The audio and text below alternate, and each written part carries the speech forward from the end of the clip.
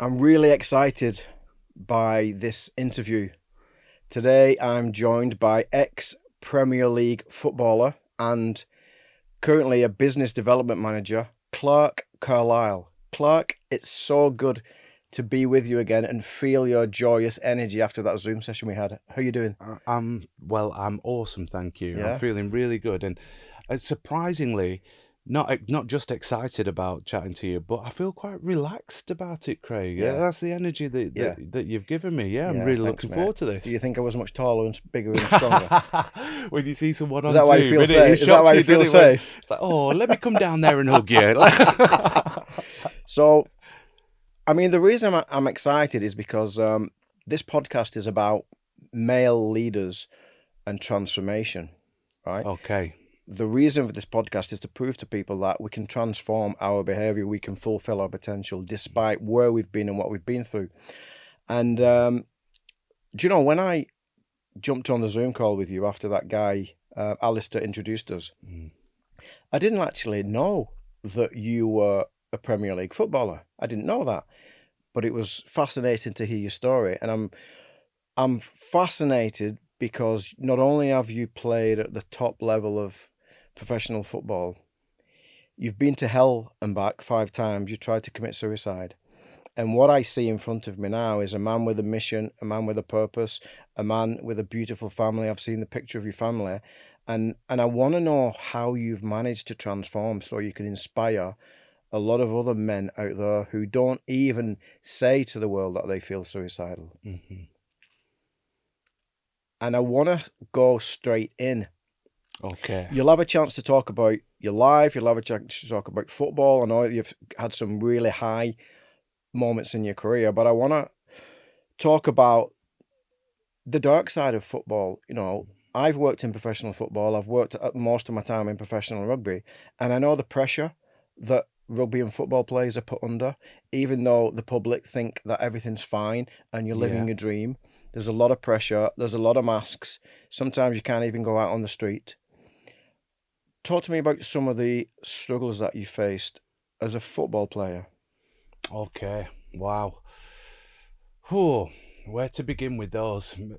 There's so many things in that intro that I could have just gone in on immediately. Yeah. Well, the first one, which I think is relevant and quite important, the language use. I love language. I love the history and background of it. Etymology is just a almost a special interest of mine, and I'll never say commit suicide. Yeah. And I think that the modern approach in psychiatry and stuff is that you don't say commit suicide, because to have committed something makes it sound like, or it used to be, a criminal offence. Yeah. And that there in and of itself, in the words that we use, it is an immediate barrier and layer of stigma on people then talking about it, because people won't talk about that chocolate bar I stole, or the drugs use that they have, because it's criminal behaviour. So if we criminalise our language around mental health, then people won't talk. I love that. So either died by suicide or attempted their own life. That's the terminology that I'll use. And I did on 5 occasions try to take my own life. And it's an incredible story. Last time I was actively suicidal was 2017. Transformations, Craig. When I think back to it, just even thinking about the person and the thoughts and the mindset of me, even then in 2017, it's like a totally different human being. Yeah. But let's go back to football. And football, to all intents and purposes, especially, playing in the Premier League and stuff, it's just all songs, isn't it? All honey and roses and everything. But just like any profession, there are stresses, there are pressures. I went into football as a 16-year-old lad because I loved it. I loved football. It meant so much to me. Not just a game, although I loved the game. Not just winning, although I loved winning, getting trophies and all the rest, and not just perfecting a skill and being good at something, although I loved that. football was deeper for me because, you know, I grew up in the 70s and 80s in the north of England to a black dad and a white mum. And, oh, yeah, like, what's that got to do with the price of fish? Well, what it's got to do with it is that, you know, my mum and dad, my dad had to be prepared to physically fight people to walk down the street with my mum. His life was one of adversity, confrontation. And so what he showed to me about what it was to be a man, what masculinity is back straight, head down, crack on, you deal with your business. You know, but because he had his identity as what it was to be a father, and that was the classic traditional one. He was hunter, gatherer, provider, disciplinarian, you know, and that's what he showed to me. Now, my old man, he was hardworking, he was intelligent, he was earnest, but he couldn't get a job. And he couldn't get a job because this was the 70s and 80s, and he was a 6'5" black guy living in the north of England. You know, no one had given him the time of day, and he dealt with that in the way that a lot of Caribbean men did, still do. He locked himself in his room and he smoked weed. So I never saw me dad. Oh, no, I never saw him. I didn't interact with my dad on a daily basis. He was locked upstairs, you know. Well, I now know he was self-medicating, but to me at that time as a kid, I just thought he didn't want to spend time with us. Yeah. You know? Same house though, yeah? Oh, yeah, same house, Yeah. The only time I got to spend with my dad was, I saw him when I was very good, and he'd come out and say, "Well done, son," for me afro. Or when I was very bad. And like I said, this guy was 6'5". He had a hand the size of Africa. I didn't want to feel the back of the hand when I was bad, so I strove to be good. And my dad played local football, Saturday and Sunday league. He was brilliant. And I used to go and watch him play every weekend. And that was my quality time with my old man. Watching him play, how good he was at football, his dreams of being a professional footballer, seeing them squash because of societal, you know, discrimination, and then he broke his ankle. But then I started to play football, and my dad and my granddad came to watch every game that I played. Wow. So football meant so much to me. Yeah. It was more than just a game. So then when I get in at 16 and I've got this chance to, you know, I've become an apprentice at Blackpool, 16 years of age, £27.50 a week. It was just all my dreams come true. It was incredible being paid to play this game. Yeah. Phenomenal. And then you get into it, you know, I made my debut for Blackpool away at Wrexham. I was just a slip of a kid, you know. I didn't really grow until I was like 20 years of age.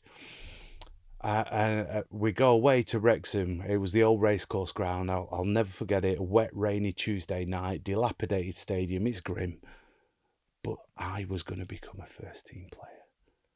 And I walked out there, 10 stone wet through, with 21 other hairy, backsided men. And, you know, and I'm a defender. I was supposed to stop the goals.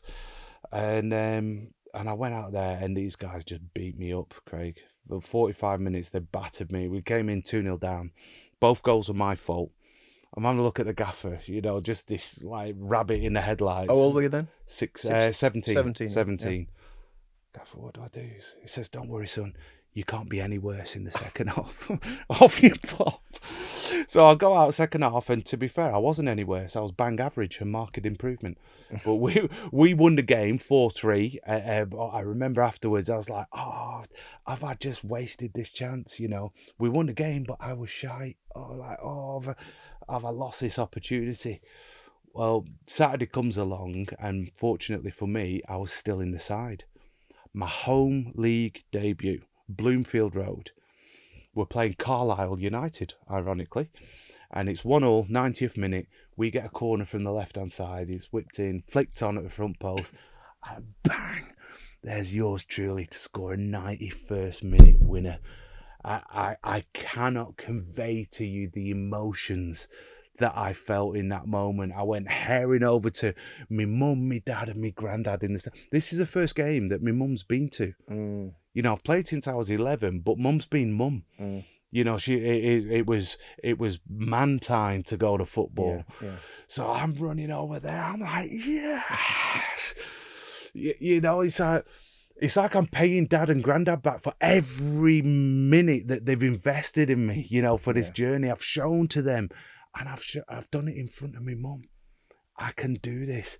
And that was a moment where just the joys of football became apparent to me.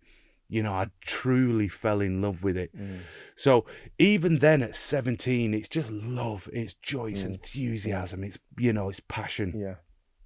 4 years later, I've played 100 games for Blackpool. I get sold down to QPR. And this is a big moment because QPR pay £250,000 for me. It's like now I'm a bona fide footballing commodity. Yeah. Someone's paying for my services. Yeah. And I go down there and Jerry Francis says, Clarke, you're going to have to wait for your chance in my side. Said I've got established internationals. But one of the legacies from my old man, which I think is utterly incredible. By the way, I need you to hear, my dad, it is the standard of manlyhood, of what it is to be human and what it is to transform. We might come on to that later. Yeah. But what he taught us as kids, which I think is utterly incredible, because we were absolutely brassic as kids, living in a council house, never 2 pennies to rub together. Dad's dreams are shattered. He never gets a job. But he says to us as kids, if you give everything you've got, if you work hard, if you apply yourself, you can achieve anything. And I think that's utterly incredible, to come from him in his circumstance. So when I get to QPR, I'm running with this. I'm like, wait for my chance. I'll show you. That pre-season, I give everything I've got. First game of the season, I'm in the side. I'm man of the match as we draw 0-0 with Birmingham at home. And then after that, I'm first name on a team sheet. I'm still, I'm still in the joy and enthusiasm phase. I get a call up for England under 21s. So, I've tried to say how great it was at Wrexham and at Bloomfield Road and then man of the match at Loftus Road. Can you imagine the moment at 21 years of age, Middlesbrough's BT Cellnet Stadium, I'm standing there with 3 lions on my chest singing the national anthem, mum, dad and granddad in tears in the stand. My proudest professional moment to that point. And then I start knocking about with these guys, John Terry, Joe Cole, Ashley Cole. I'm getting in West London nightclubs for free. I'm like, yeah. Some good nightclubs in West London. Oh, yeah, Kensington Roof Gardens, Tuesday night. Yes, please. I used to live in Ladbroke Grove, just around the corner. Did you? Oh, wow. We might have been knocking around the same gas at that point. We might have been. But I'm starting to enjoy the trappings that come with my proficiency. I think that might be twisted nowadays. The trappings came with my proficiency, and I loved it. I'd gone from 500 quid a week at Blackpool to £2,500 a week at QPR. I representing my country. This dream was now a reality. And then we had a night match against Fulham, QPR Fulham, West London derby at Loftus Road. I went in for an innocuous tackle with Rufus Brevitt. I'll do 10 of these a game, but this one, boom. I snapped my ACL, LCL, popliteus, ITB, rotated the fibula head, dislodged the nerve, ripped the hamstring off this right knee. And you can see the sharp bite down here. Yeah. Stretchered off, went to the Wellington Hospital, see the professional the next day. And he said, Clarke, your knee's buggered. I was like, oh, cheers, doc. He said, no. I said, seriously, you're going to have to prepare yourself to walk with a stick now. Football's done. So I've just gone through that long-winded introduction to just try and give you a glimpse of what football meant to me and what it was doing for me. And then it was just gone in that moment. Yeah.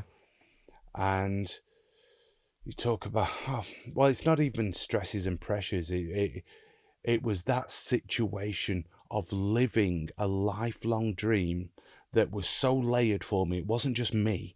This was me. It was my relationship with my dad. It was the reason why my parents were proud of me, why people were interacting with me, why I had money in my pocket. It was everything about my life was inextricably linked around football and Clarke Carlisle, a footballer. It was your only identity, wasn't it? It was my sole identity. Yeah. And in that moment, gone. And this was 2001. And back in those days, absolutely no understanding of the long-term emotional psychological impact, or really not much of the short-term of, you know, an injury like that. And I had an operation. I was flat-bound for 6 weeks. And I, in that moment, because my dream had been taken away, because everything about my life had been you deal with your problems, back straight, head down, you know, you crack on, you find your solutions, you work through it. But I didn't think I had an answer. How old were you then, mate? 21. 21. And in my head, I'd failed, you know, because without football, I was nothing. I was worth nothing to anyone. And I didn't talk to anyone, you know, because... Oh, well, let's go back to that upbringing, you know. It was classic of our era. If I was to go out of our house as a kid, tell someone about what was going on in the house, I'd come home, be like, you know, talk about our business outside this house. I'll cry. Oh, I'm sorry, Dad. Hey, I'll give you something to cry about. You know, it's like, oh, okay, I'm sorry, I won't cry. So you don't talk about your business. Yeah. You don't show any emotion. Yeah. You know, and more than that, you know, Mum, she had that classic stiff British upper lip, you know, so it'd be kicking off in the house, and as soon as we get outside, people would say, how are you, Rosemary? And she'd be like, oh, we're fine, thank you, everything's excellent. Like, what are you talking about? It's World War 12 in there. Yeah, keeping face. Exactly. So if something is going on, then you lie about it. And if something is happening in your life and you can't manage it, then what's the example that I follow? Well, it's me old man locking himself upstairs, self-medicating. Yeah. You know, so that's what I took into this situation. I locked myself in my flat. I didn't talk about my business. I didn't show any emotion. If anyone asked if I was all right, I lied about it. And I managed the best way that I could to turn my brain off. And for me, and the way I grew up, that was all in alcohol. Yeah. You know, and there's a company in London, I don't know if it's still going, it was called Dial-A-Crate. I ring them up, I'll crate of Carling, please, 2 bottles of Chablis, 40 Marlboro Lights. Bang. Even at 21, 22? Oh, yeah. Wow. Yeah. I mean, my drinking behaviours, they were in situ as a kid, you know, of going on Bent Lane Park, you know, drinking a bottle of Merrydown cider with my friends and playing 2 drag drop, you know, they were just classic, you know, behaviours for kids of my age. So they I'm not going to say they escalated, but it was a fundamental feature, you know, when you came into football, win or lose it, the booze, if you draw at it more. You know, there was a standard club of going out Tuesday, Saturday. Yeah, it was rife, wasn't it? It was rife. It was what you did. Yeah. And even in the Premier League back in the day, it was rife. Definitely, back in those days. And as a young, aspirational and impressionable 16-year-old, you want to be where those senior pros are. So you model their behaviours. You know, you join in to be part of the group and show that you can do it. It's a statement of belonging, isn't it? It is, yeah. It's all about belonging. It's all about belonging. That's why we take a risk. Exactly. And if you don't have any confidence or faith in your identity and your values, then you will conform and mould yourself to belong. Yeah. You know, my whole life was one of external validation. I'm getting slightly off topic here. It's a good topic, though. It's a really important one. You know, growing up in that era, as I mentioned this earlier, I mean, I grew up as a coloured lad. That was self-identification in the 80s.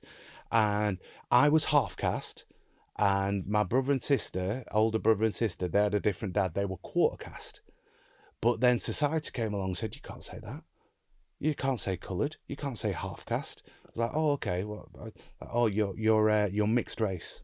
Like, okay, we're mixed race kids growing up. They said, oh no, you can't say mixed race. You're of mixed heritage now. Okay, I'm mixed heritage. It's like, oh no, you can't say mixed heritage. That's not acceptable. Now you're a person of colour. I was like, oh no, you can't say person of colour. Now you are a black person of dual heritage. That's my identity, Craig. Yeah. Right from a kid, I'm being told what I'm allowed to call myself. How can I know where I am in the context of race if I'm not even allowed to self-identify what's comfortable in our family vernacular?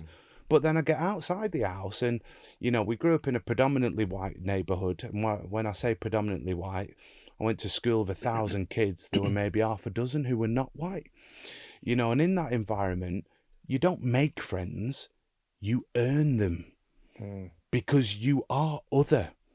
You know, you have to prove yourself worthy of engagement and friendship, and you do that by being the best at something. Yeah. You know, you're the funniest, you're the fastest, you're the most intelligent. You know, you have to prove yourself worthy. And I did, you know, everything that I did to the nth degree to try and prove my value and worth and be accepted and then belong. You know, so all of that brought into this situation where I'm now in a flat, a 2-bed flat above an estate agent's in Acton. And everything that I'd relied on to be accepted and then belong was taken away. Boom, I'm done. I've got no answers. I get absolutely battered. 5 weeks just sat in there drinking. And I thought that without football, I was worth nothing. So I took an overdose, 56 coproximol, washed them down with a can of Carling. 21, 22? At 21. 21. 56 coproximol, washed crate of Carling, waited to die. And, well, spoiler alert, I'm here. I had a girlfriend at the time. She came to the flat, apropos nothing, just wanted to cheer me up. Whipped me to the hospital, pumped my stomach, and I'm alive. Now, nowadays, that would be an entryway to services or something, some kind of intervention. In 2001, I mean, the club physio came and discharged me from hospital because the club didn't want anyone to find out. Wow. He just said, "Clarke, that was stupid, don't do that again." I was like, "Yeah, I'm sorry, I won't." I didn't tell my family. In that scenario, how am I going to tell my family? Over and above everything that I've told you, that we don't talk, you don't talk about your business. How can I tell them that me, Billy Big Balls, living the high life down in London, they're still in a council house in Preston? Oh, my life's not all that. I can't tell them that. You know, so we just boxed it off, pushed it under there, pretended it never happened. Now, I didn't know at the time, but that is a fundamentally important moment, you know, for the rest of my life, because that's where my depression started, but I didn't know, nor did anyone around me. So that seismic trauma there is the beginning of my depression. I actually believe that the way that I'd approached life and my need for external validation and all of that malarkey, I think I would have likely tended towards depression anyway, no matter what job I'd gone into. But that was a seismic catalyst for me, you know, there in and of football. And so I'm there with this injury that saw off Pierluigi Casaraghi. He was done. He didn't do as much damage as mine. But I had an op, Mr. Williams, Andy Williams. He was absolutely phenomenal. Hamstring he used, which was a new treatment at that time. Kept me out for 2 years. Now, football's an average 7-year career. I mean, you know what I can't tell you what it was like in that 2 years. It was brutal. You know, when you're injured, long-term injured in football, you are other than. You are surplus to requirements. Especially back then.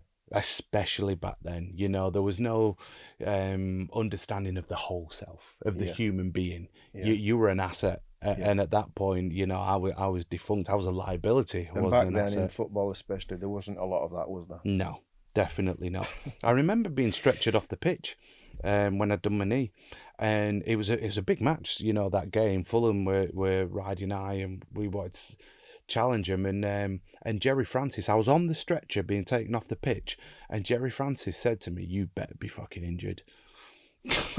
Because I don't know if he thought I wanted to dodge the game. Wow. But then he got his wish. I was proper injured. Pardon my language, but that was a quote. And I was 2 years persona non grata. You're just in what was a porter cabin, looking out the window, watching these guys every day do that thing that you love. You're not involved in conversations or anything, you know, and it's no matter what the scenario is, it hurts you, because if they're winning, you want to be a part of it. If they're losing, you want to contribute to it. There's no scenario in which this is, you know, acceptable for you. But in that scenario, I did what my dad said. I gave everything I got. You know, I worked hard on my rehab, and 22 months I was out, and then I made it back. Well, not only did I make it back, and with QPR, we went to playoff final the next year, Millennium Stadium. We got beat, which is disgusting, but the following season we got promoted automatically. Went from there to Leeds, massive move. Me and the manager didn't get on, absolute real conflict there. Left there and went to Watford, where we got promoted to the Premier League. I was injured again in the Premier League. I had a bone growing in my hip flexor. They sold me to Burnley, where I was man of the match in the playoff final at Wembley. We earned the right to get to the Premier League, and now I've got, you know, kids, my mum, dad, granddad, and kids in the stand, and my ex-wife. You know, what a moment. We go and beat Man United, reigning champions, at Turf Moor, and then I go and play for Preston, York, Northampton. My last game of professional football was another playoff final for Northampton at Wembley Stadium, and we got beat by Bradford. And I think my left ankle is still on the halfway line at Wembley. But what a way to go out. Now, the thing about that, this kid from Preston achieved all that. But from that moment there in 2001, all I ever focused on was my physical health. I ran through brick walls. I did everything possible, whether whatever it was at the time, it was creatine, and then it was glucosamine and chondroitin, you know, and I did all my rehab work, and I gave myself to football, but I didn't do anything about in here, Craig. Anything at all. How was you drinking after the age of 22? Well, that's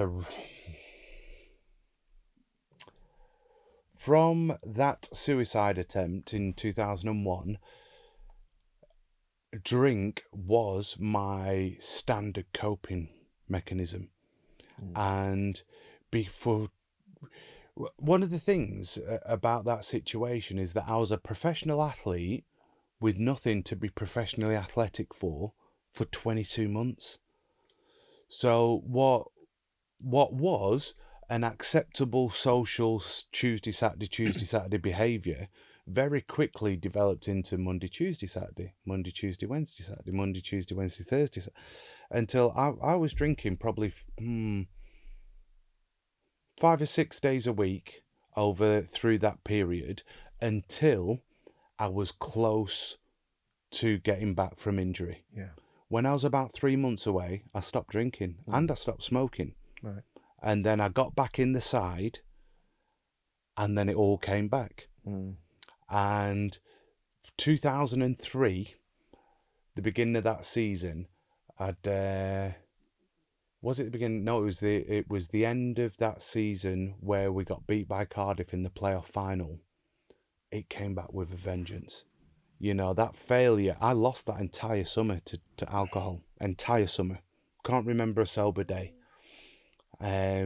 And then I tried to get back into pre-season training and into the season. I say try to, I did it physically, but I was still drinking copious amounts. And it came to a head in, I can't even remember the month, I think it was August. The season had started, and I turned up for the bus to go to a match, absolutely stinking from the night before. And the manager, Ian Holloway, I know, yeah. You know Ollie, what a guy. He was at QPR when I was at Wasps. We trained at the same. Well, that means that we were there together. Yeah, we must have been there together. Are you kidding me? In Acton. Yeah, at Twyford Avenue in Acton. Do you remember the gym? Yeah, of course I do. It was like a rave. That's insane. Yeah, we could have been there at the same time. We were. If you were there then, we were there at the same time. Yeah. Because I remember when I started, it was just us, and then Was came in, and it was Lawrence and Josh Lucy. Well, I did 3 years. No danger. Yeah. How can we not remember each other? I think vaguely I can now as Yeah. I look at you.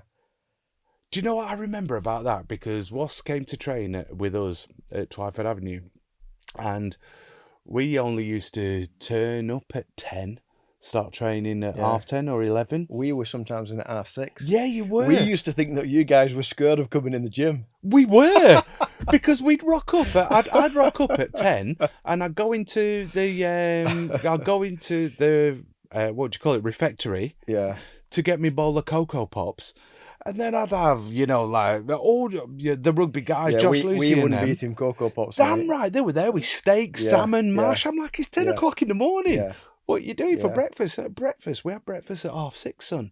Like, this is mid-afternoon sustenance, and then you go in and absolutely batter that gym. Yeah. Oh gosh, Was Prav one of the physios? Prav was the physio. Yeah, same time. So it was Brian Morris when Yeah. when I first started, and then Prav came on board. What a guy Prav was. He Yeah. was, to Good get me physio. through that rehab, he was outstanding.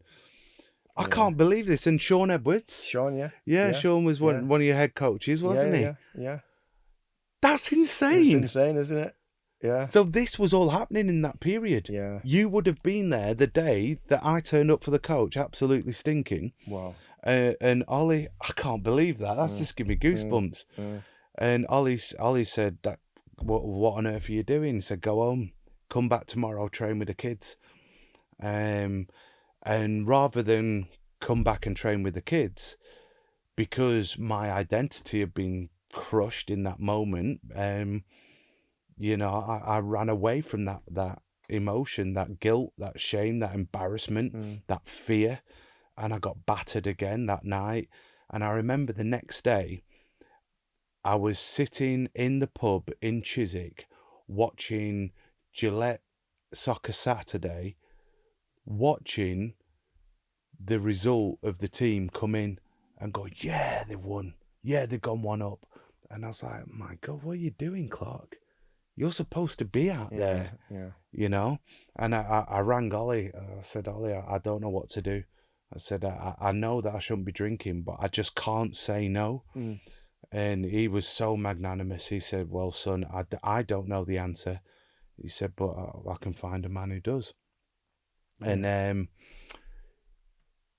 apparently I was hours away from the sack, because I hadn't turned up for training off the back of that.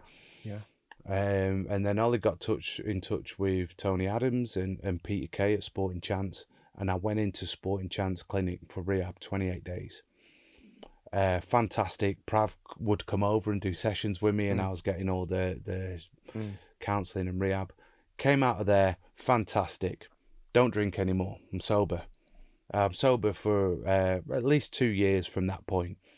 In fact, I came out of there and immediately I was straight back in the side, and that month I got League One Player of the Month. I remember I've still got the poster from the Shoot magazine. That's the impact that it had on me at that time, and it was wonderful. I'd stopped drinking alcohol, but I hadn't dealt with my psychological, emotional issues.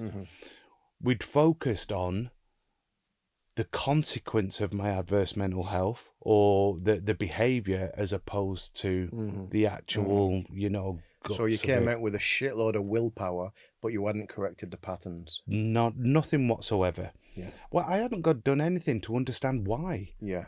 It's the why I hadn't addressed. It was just a manifestation that we'd address. Yeah. So I'll go on for 2 years. I'm sober. I'm not drinking.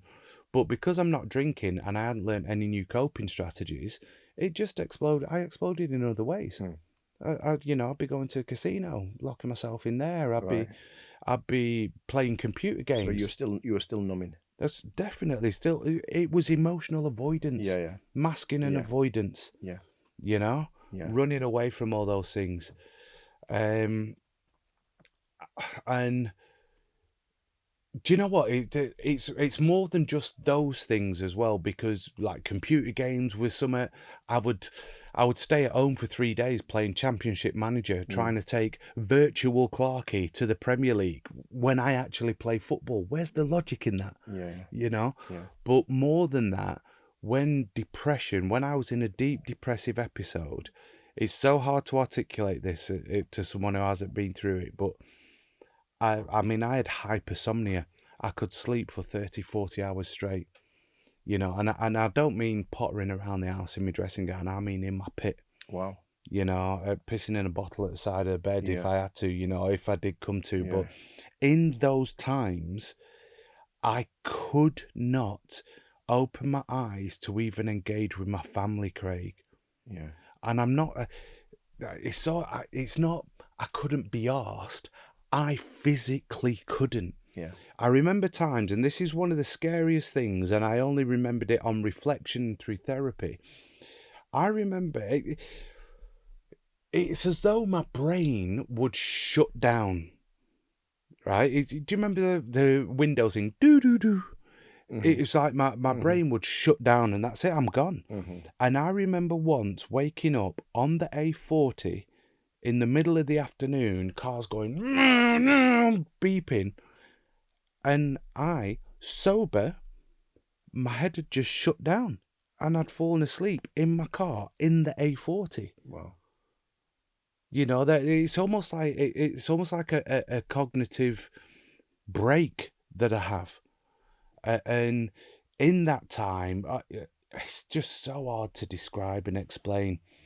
And then, what hurts about it all of these things, whether it's gambling, whether it's playing computer games, whether it's this where it feels like my head is broken. I'm trying to process this, just me, internally. And I just think that I'm weak.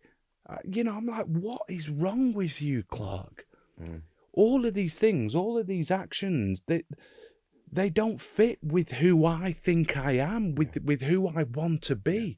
And I don't understand them. Yeah. And rather than getting help for that, if you don't know something's a thing, then how can you address it? Yeah. So rather than saying, oh, speak to a therapist or something, it then becomes more fuel for me to beat myself up about. Yeah.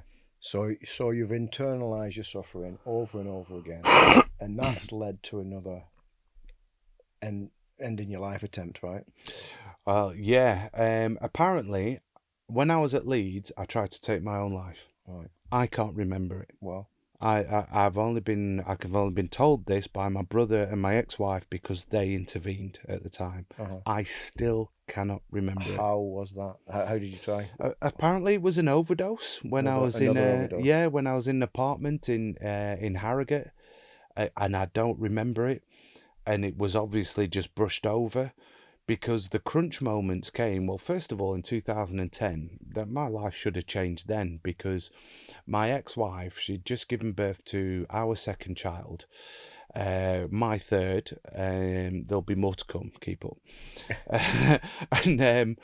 And we'd just been promoted to the Premier League at Burnley. I was chairman of the PFA. Life was just fantastic. We had beautiful house, beautiful cars. I was on the best money I'd ever been on.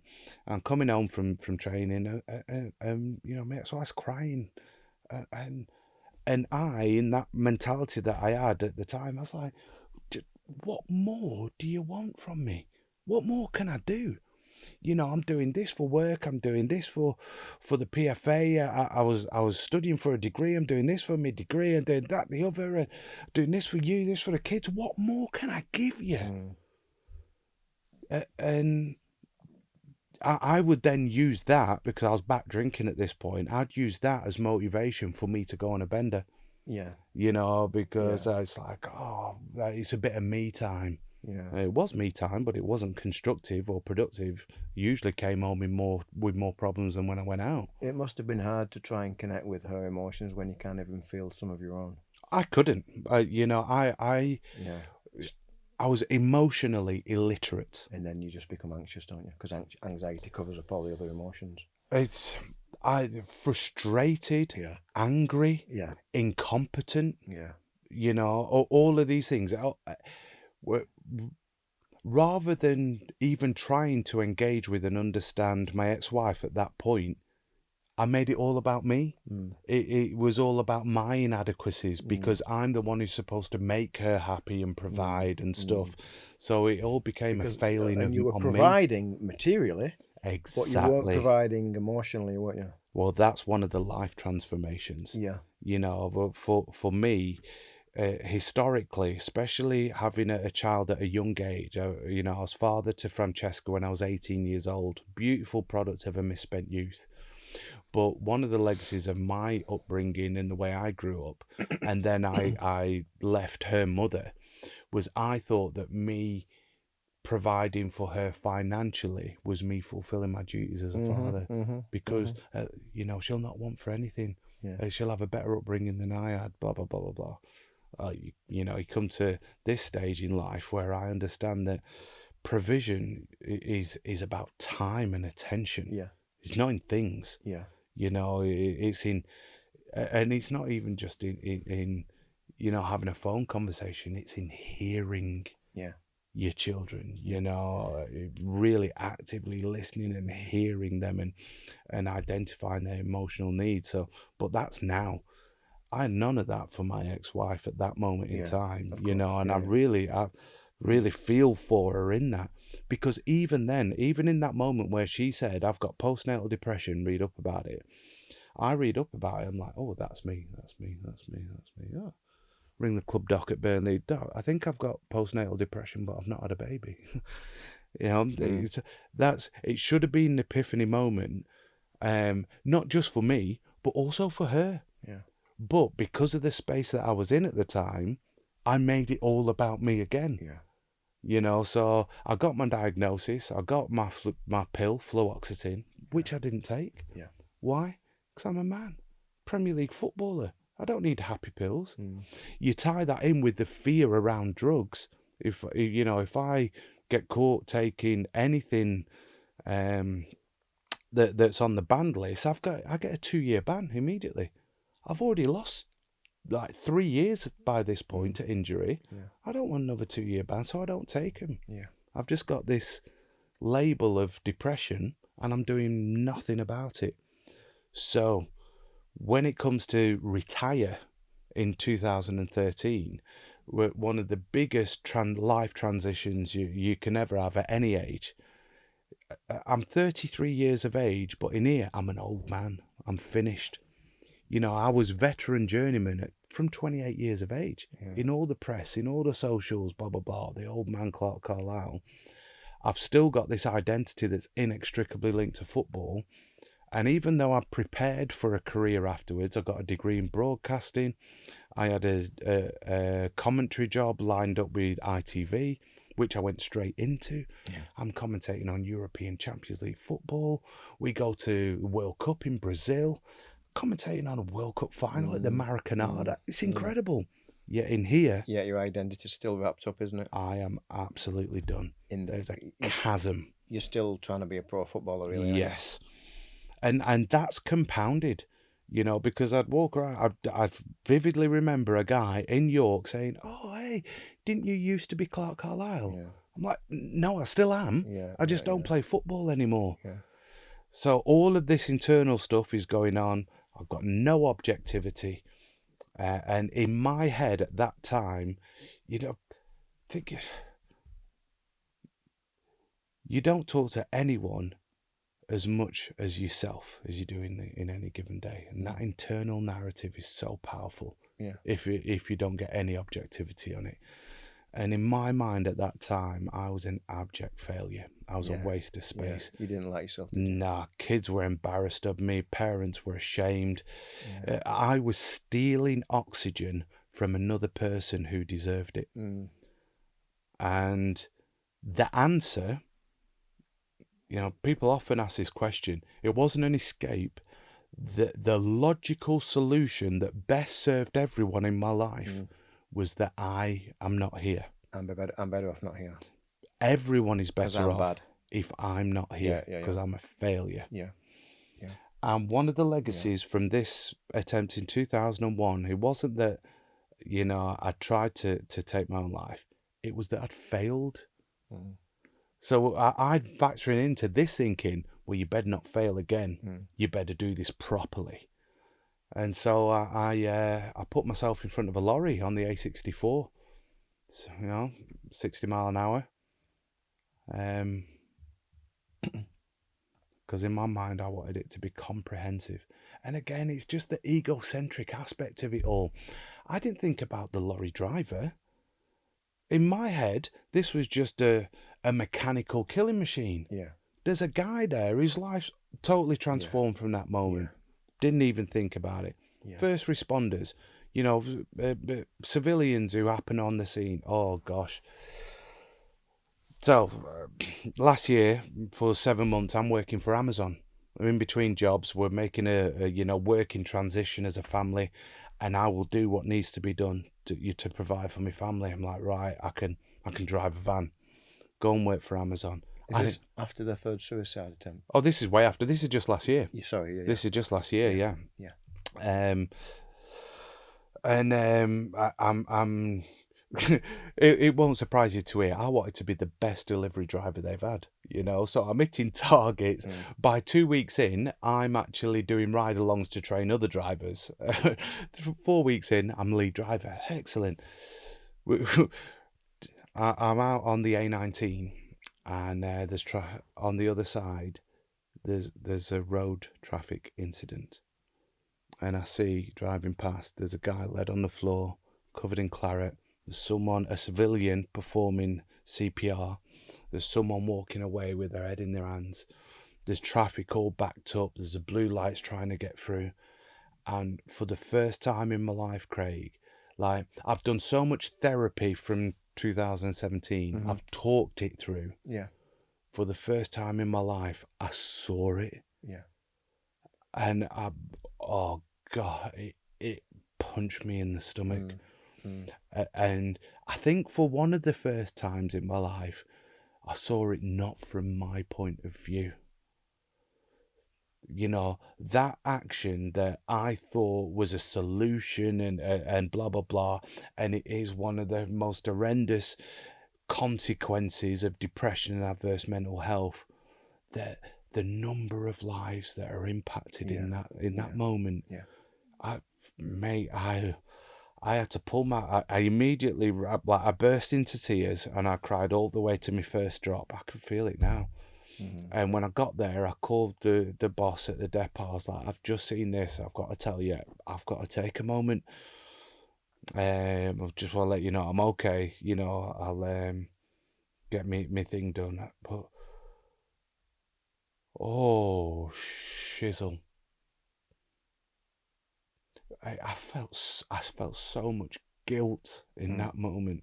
You can talk it through in a therapy room like this, but I saw it, and the impact it has on people, and then that kind of doubly compounded what it must have meant to my family to come to hospital and see me in,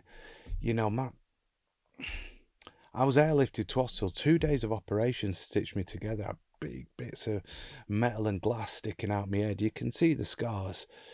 I didn't break a bone. Utterly miraculous. After 2013, put myself in front of a lorry. 2014. So my family to have to come and see me in hospital and go through that, I felt so much guilt in that moment.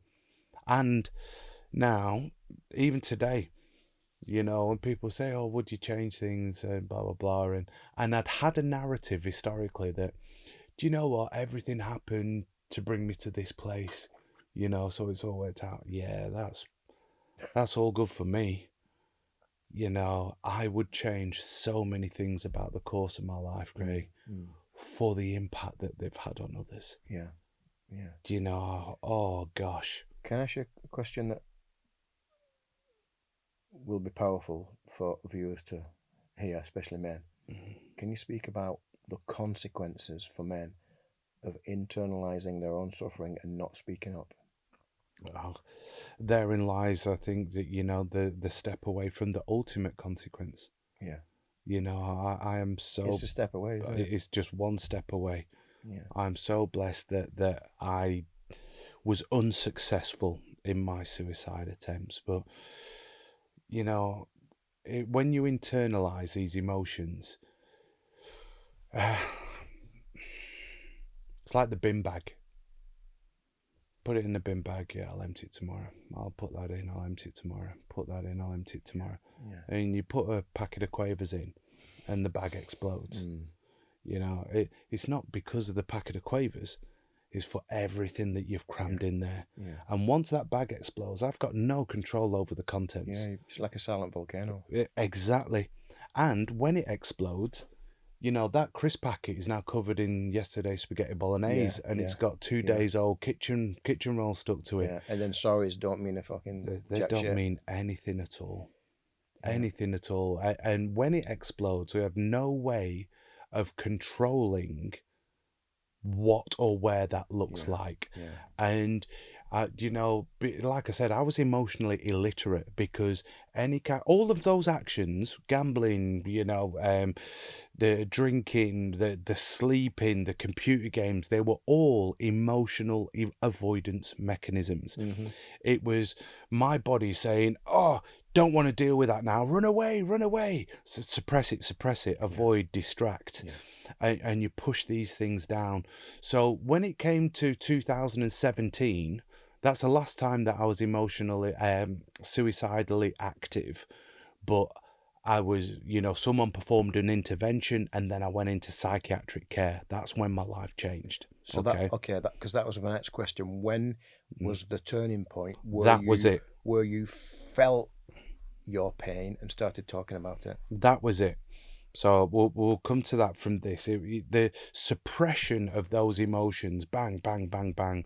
When I came to try and understand them, I didn't know one emotion from t'other. I didn't know what it was that I was suppressing. And I never knew what it was that was causing me to burst out and act. You know, and one of the tools that I put into practice for myself to educate myself about my emotions is, you know, when I felt spiked emotion, high emotion in a day, I'd ask myself 2 questions. Was the emotion that I felt appropriate? And was the depth of the emotion proportionate to what just happened? And if it wasn't, then there's obviously something else that fed that response. And I think a really good indicator and a good kind of learning space for guys especially is when you're driving. Your level of road rage and response, I think, is a good indicator of where you're at in your emotional tank. For sure. You know, and I had to introduce what I call a disruptor, because what we can often do as men is we can self-fuel big emotional responses. So I'll be driving down the road, I'll see someone trying to come in, and I'll say to myself, if that guy cuts in there, I'm going to be absolutely raging. For sure, yeah. So that guy cuts in, lo and behold, I'm absolutely raging. Yeah.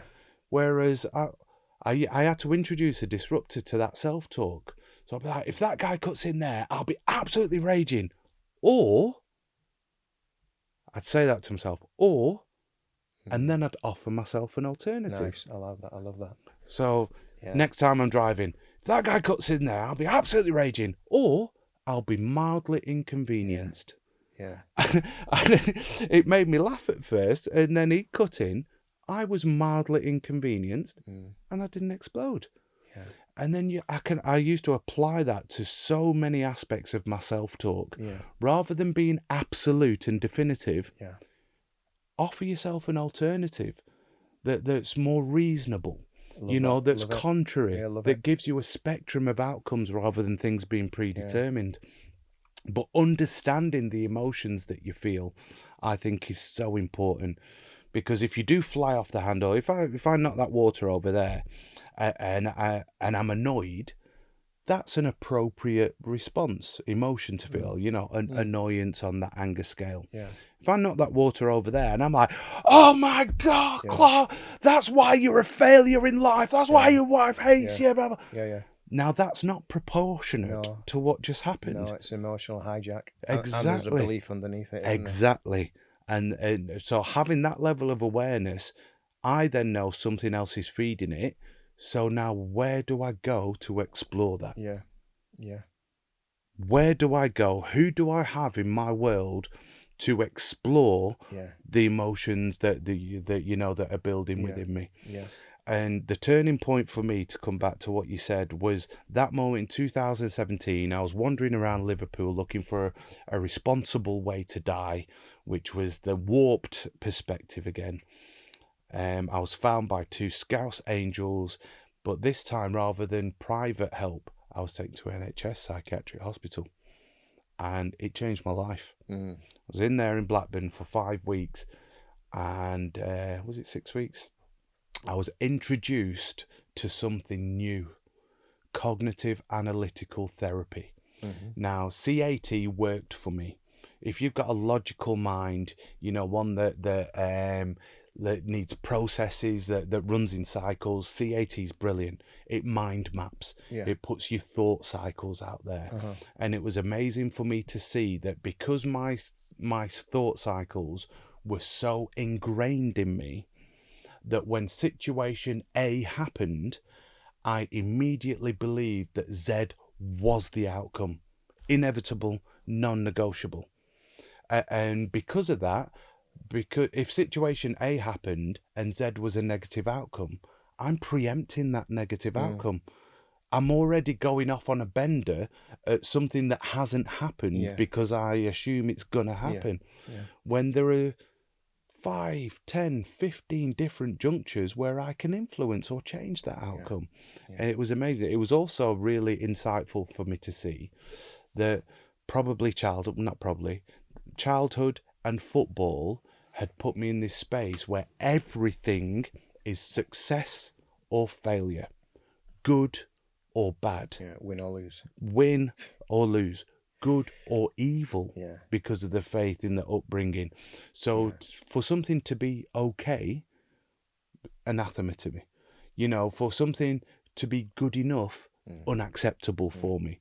For life to be just ticking on, uncomfortable for me. Yeah.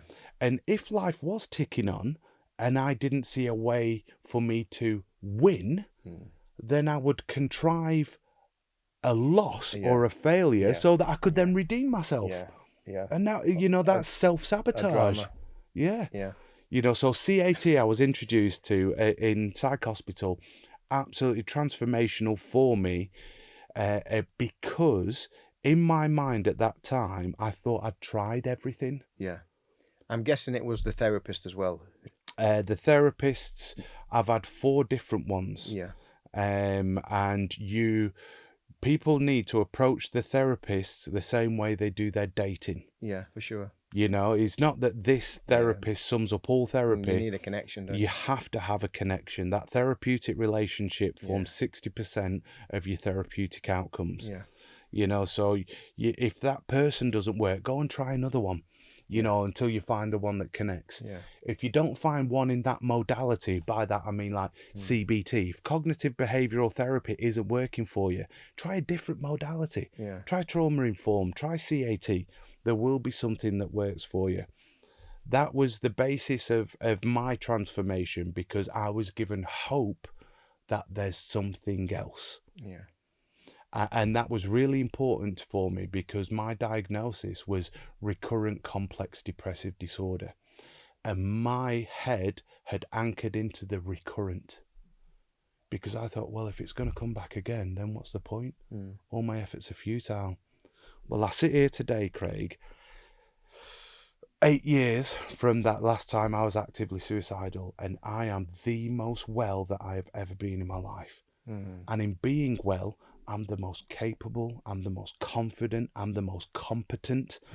All of the things that used to be triggers for me to run away from emotions. Oh, I'm going to let me kids down. Oh, I'm going to let me wife down. I'm going to disappoint my family.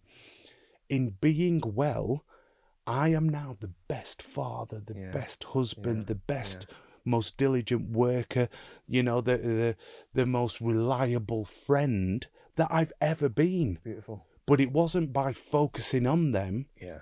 It was about focusing on this. Yeah. And being well. Yeah. And one of the, I don't know what's the word. It's not a contradiction. I'm not sure what the word is, but one of the aspects of it that is really fundamental, but it's hard to fit in unless you prioritize it, is prioritizing self-care.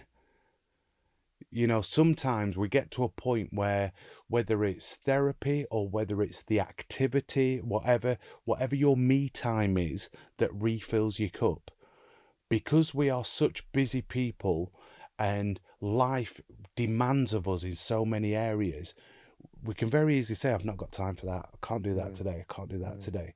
But when you do that, that's when you drain your cup. Of course. And that's when you become less proficient at all these things. Yeah. I know that if I take 45 minutes for me today, I'll be able to give 14 hours to everyone else tomorrow. So I make sure that I bookend my day with me time, quiet time. You know, kids, wife, not allowed in this time. This is Clarke space. It's quiet. It's reflection. In the morning, it's prayers. In the evening, it's reflecting on my day, and without actually journaling, but, you know, reflecting and note taking and understanding where my emotions are. And if I do those in the day, I know that I'm ready to give to other people in the next day. When I don't do those, my cup very quickly depletes. And that's when my emotions start to raise. You know, and that's when I start to get either stressed out or scatty or less able to focus, and I've got a reduced bandwidth to give to all these things that are important to me. Do you know, when you're in the middle of your CAT? Yeah. When you're in the middle of your CAT, and it's helping your thought process, it's bringing more awareness, it's helping you to reframe, it's helping you to understand yourself better, the root cause and all that.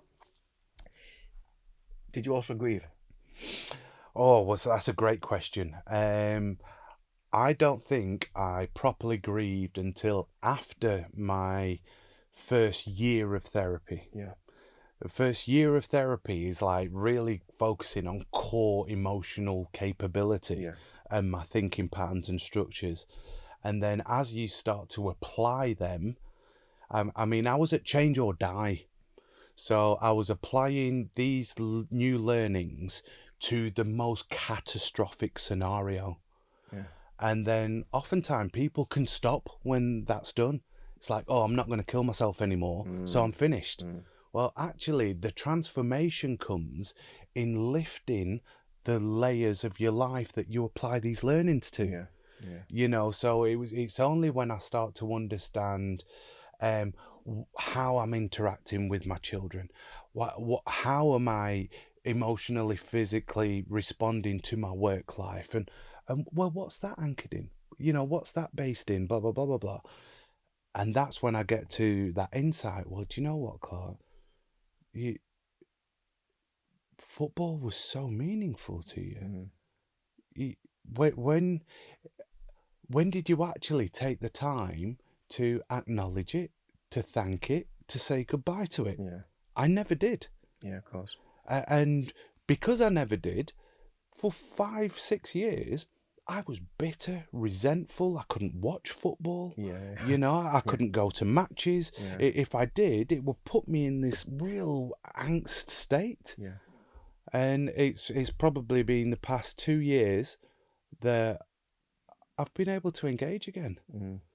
And I've been able to engage because I grieved. I accepted that football as a playing career was a part of my life that is over, but it doesn't mean that it's dead to me. Of course. You know, but and in making that kind of I don't know what's the word. Well, what would you call it? It's not an insight, is it? But in coming to that, you know, perspective, the revelation, yeah, that revelation then allows me to appreciate what I achieved when I played football. One of the things about football is you're only ever as good as your next game. You know, all of your successes. You know, you see people like, oh, I did this back in 1982 and da-da-da-da-da. You're kind of like, yeah, well, what have you done since? What about Tuesday? What about Saturday? What about Tuesday? What about Saturday? You know, and everything's boom, boom, boom. You will, every post-match interview, oh, it's a fantastic 3 points, yeah, but we're thinking about Saturday, and then da da da da. Oh, it's a great league title, yeah, but now can we get back to back? None of your successes you're allowed to really appreciate, because everything's dependent on what you do next. So I'd always been blasé about my football career, and it's only now that I'm looking back, I'm like, wow, that was all right, And that's a big part of the healing process, because it sounds like there was a period in your life, and I had it with rugby when I had a midlife crisis, that sounds like you were projecting your pain onto football. Football's this and football's that. I'm not fucking watching that, and I'm not. But when you finally dealt with your own pain, everything in the outside world is neutral. Oh, yeah, I think it's very similar. Even though I hadn't positioned it like that, because the place that I'm in now, I know that because I am well, because I'm processing my emotions, not just contemporaneously but constructively, and I'm supported in them, I know that the world can be as it may. There are so many things for me that were emotionally loaded that now are just practicalities and events. So which is why now I can go to the football, and it's the football, and if I like it, I can enjoy it. But and other things that are wider than that. Finances used to be so emotionally loaded for me. When we're paying child support from 19 years of age, and then you get divorced and remarried. So many emotions around finances. I'm guessing you've spent a lot of money in your football career as well. Oh wow, yeah. And saved very little. I'm guessing that. Yeah, so all these things where if somebody, let's just say, for example, if my ex-wife said, oh, can we have X amount of money for the kids this, rather than just looking at the practical situation, I'd be like, oh my gosh, looking back, well, if it wasn't for this and it wasn't for that and doing this and all these things would come up, and then if I didn't share them, then it would build a resentment, or a real vitriol in the way that I interact. Whereas now, money is a practicality, and I've been fortunate to be able to experience a good income, for a period of my life, and we had a nice house and I've had a nice car and stuff like that.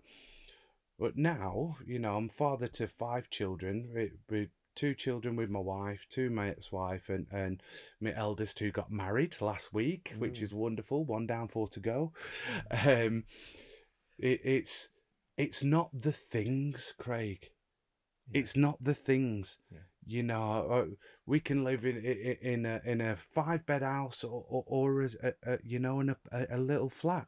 We can have a beautiful car or just something that gets us from A to B, or no car. They're all just practicalities. And in and of that, something that my wife and I really love this, we say, is that home is where we are. So when I'm going home, going to my wife and my family, that's home. The bricks and mortar can be wherever and whatever they are. Oh, wow. I know we wanted to talk about... Well, you've got a classic story of transformation from pain to purpose. We've spoke about the struggles and the pain. Tell me about purpose, because you've got a purpose now. I know you're passionate about mental health. One of the reasons you're on this is to speak openly so you can inspire other people. Tell us what you're up to now in terms of you, your family, but more importantly, your awareness of mental health and how you want to help other people. Well, yeah, purpose is so important. Is what I thought I didn't have without football until I understood my whole self. From 2017, my wife and I, we have turned my mess into our message. And, Wow. We moved out into the world to share our lived experiences so that other people didn't have to go through what we've been through. You turn your mess into your message. Yeah. Metaphors are powerful, aren't they? They are. Do you know You've mentioned a few actually. I'm going to write them down again.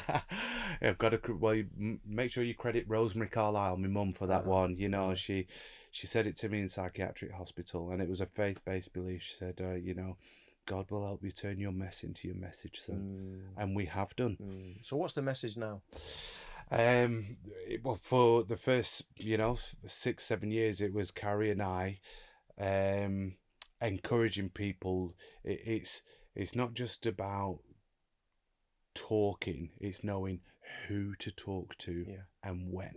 Yeah. And that's what we wanted to go out there and show, and we don't want people to just put all their eggs in a one person basket. I've got my one person I speak to. Well, what if that person's not available? Because the only thing worse than not having a support structure is having one and then it being taken away from you. So where I encourage people to have a counsel around them. Great. My brother, my dad, my mum, my wife, my best friend, my therapist, and my man friend. I know throughout all of those, I've got someone to talk to about anything. Got a circle, haven't you? Yeah, Carrie and I, my wife, we have unconditional honesty and unconditional love, between us, and that being said, there might be something that I want to broach or she wants to broach that's about the other person. And it's good to take counsel on how to bring that into a conversation. That's what we talk about in our mental health work. But as ever, a life transition. Our eldest, Carrie and I, 7-year-old Bo, she's profoundly autistic. So our whole life has changed in a parental context. And now all of our kids are at school full time. We had to change, our working life. We couldn't be this dynamic duo going around the country sharing our experience. So I looked for a full-time job, and I've gotten that with Gordon Moody as business development manager. We'll talk about alignment. Gordon Moody, they are specialists in residential treatment for gambling harms. The only female-only residential treatment in the world. The only gambling-only specific residential treatment in the country. And my focus with that is it's not just to help those people who are in and of that gambling harm world, of which I was for a period of time, but it's also to get people to understand that for every one person who's got problem gambling, there are 6 to 8 other people whose lives are affected. There are the kids that are going to school without the right uniform. There are friends who are constantly having dysfunctional relationships around finances, and whether it's in your family or your friendship groups. And it's about educating the masses about not just how to identify and support the individual, but how to address that's big the for you entirety of the isn't it? Oh, it's massive. It's how it affects others. It is absolutely massive. Supporting those around in the sector, it's called affected others. In this world that is so much invested in self, self-improvement, self-progression, blah blah blah, even the looking after of self, self-care and all, fundamentally important. And I'm trying to say the word "but" out of my me too. vocabulary. Me too. I like it. But sets one thing against the other. No, 100%. And at the same time, because it coexists, there isn't a single person who lives in isolation in this world. Everything that we do, it is in a social environment. It impacts those around us. And thinking of others, I think, is just so fundamentally important. Couple more things. First one is, can you talk about how Carrie's impacted your transformation? I would not be as well as I am today without my wife. And all of the therapeutic journey and the learnings and the recovery that I've talked about, yes, I had to walk them. No one could do them for me, but I wouldn't have been able to do them as well without my someone. And the way that we did them is what I would, recommend and advise for anyone who's gotten to, especially to that level. Yeah. The person who's alongside you, they need help and support too. Yeah. So when I went into my intense CAT therapy, which was twice a week for a year on the NHS, I also had a session every week with Carrie in that safe space. So, we had a safe space to discuss this new way of life and new thinking. And on top of that, Carrie had her own therapy. So she, in her therapy sessions, her therapist was helping her construct sentences to ask me questions without being accusatory or, heaping on what I was going through. So getting professional support for the person who's caring is also equally important. But to go through that together, honestly, I have so much love, respect, admiration for my wife. And again, there's always caveats, isn't there? But there's no codependency. I have agency and autonomy in this, and we're doing this together. She can't do it for me, and I can't do it for my wife. My motivation has to be for me to be as well as possible, so that I can then be the best for all those people around me. I don't want to pigeonhole football, but I do want to, because a lot of men and women go through these eternal battles. But I do want to talk about football briefly, because I worked in it a little bit and you've had a career in it.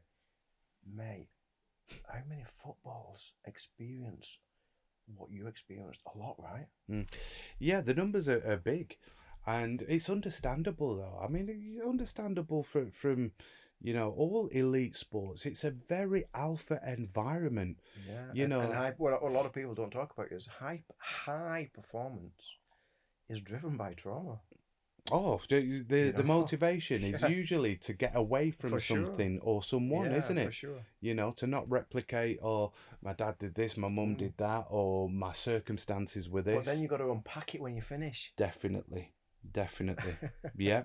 Why not start unpacking it during your career? Where is that safe space that people have got to explore? Where are they being told that it's something that needs to be done?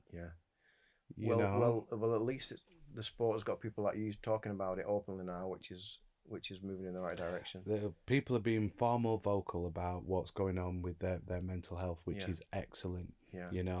One of the fallacies around, especially around team sports, is that you've got your teammates.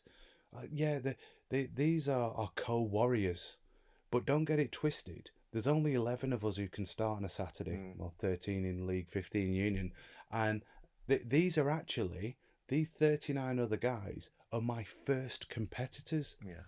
On a daily basis. We want to improve as a team, but I've got to show that I'm better than them. I'm more reliable. I'm more, strategically better. So even though it is a team environment, it's still isolationist.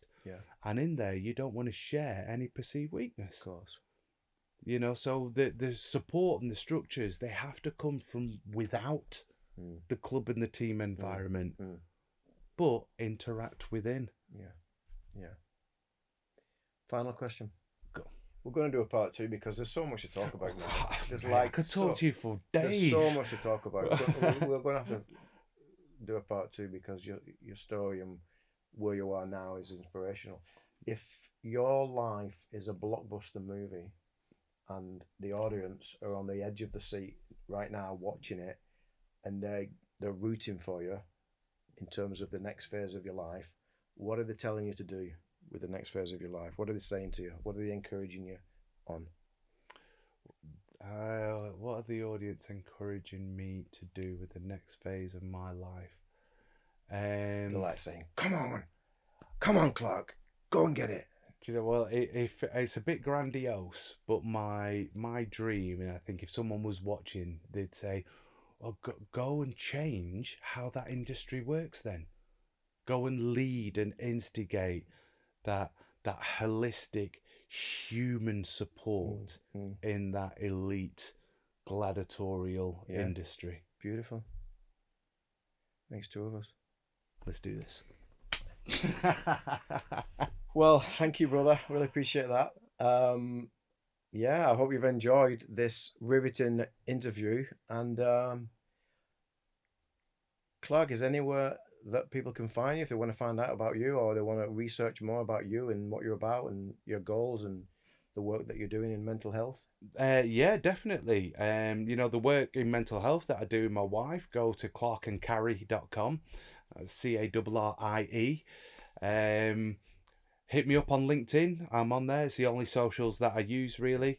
Yeah. And for anyone who's been impacted by gambling harms, or you think you know someone who is and there's something you want to do about it, go to www.gordonmoody.org.uk. You'll find out all the information on there. Beautiful. Let's go and get a Wagamamas. See you all soon.